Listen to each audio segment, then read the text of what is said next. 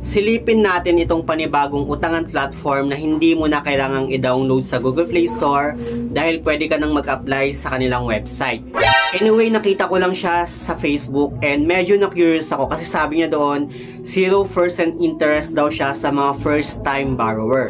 Kaya naman sisilipin natin siya para malaman natin kung legit nga ba siya or isa na naman ba siyang fly-by-night na utangan platform. Kaya kung interesado ka about dito sa ating panibagong topic ngayon, keep on watching.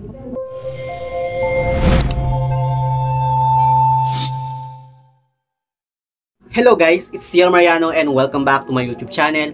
At kung hindi ka pa nakapag-subscribe sa aking channel, please subscribe dahil palagi akong nag-share ng mga experience ko at nagre-review ng mga all or online lending platform dito sa ating channel.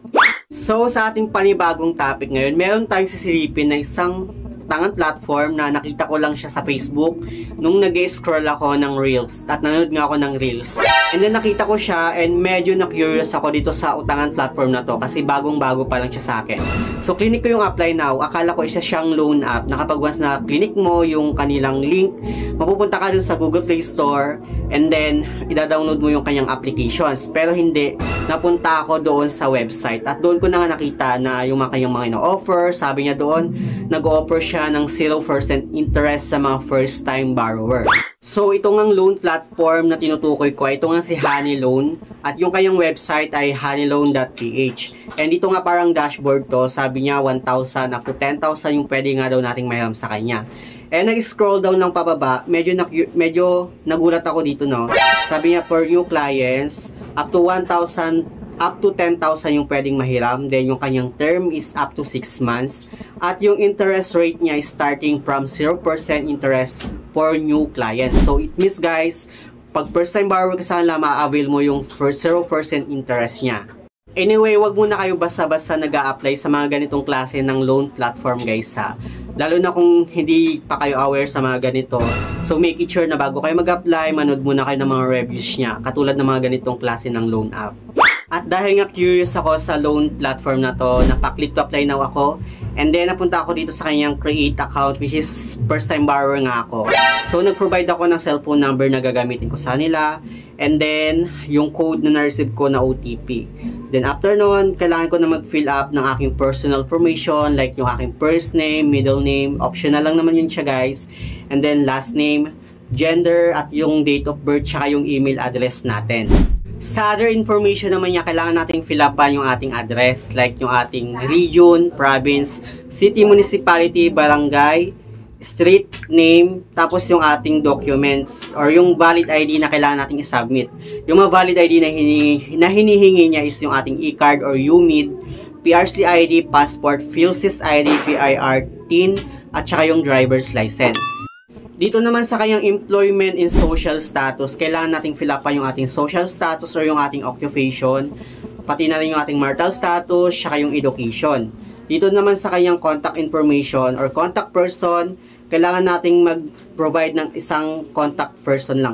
Parang dito medyo okay siya kasi one contact person lang yung kanyang hinihingi, unlike sa ibang mga online loan app na 7 days repayment, almost 5 yung contact reference na hinihingi nila.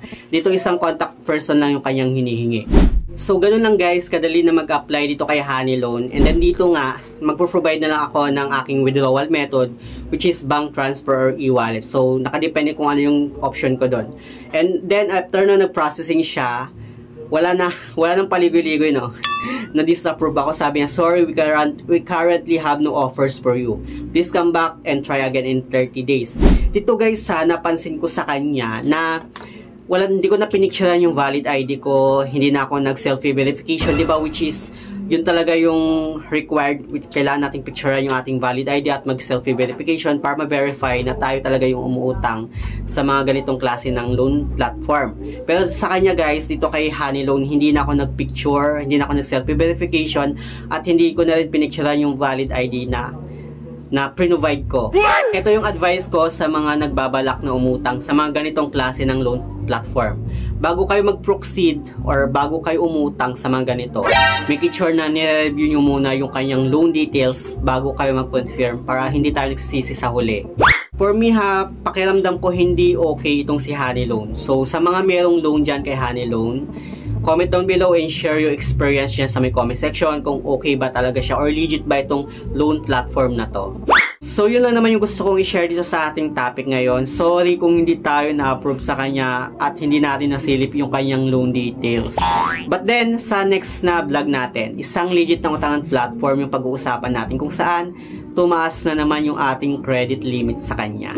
So yun lang naman, sa mga hindi pa pala nakapag-subscribe sa aking YouTube channel, please don't forget to like, share, subscribe, click the notification bell para lagi kang updated sa aking mga susunod na video. Thank you guys, thank you for watching, and see you on my next video. Bye!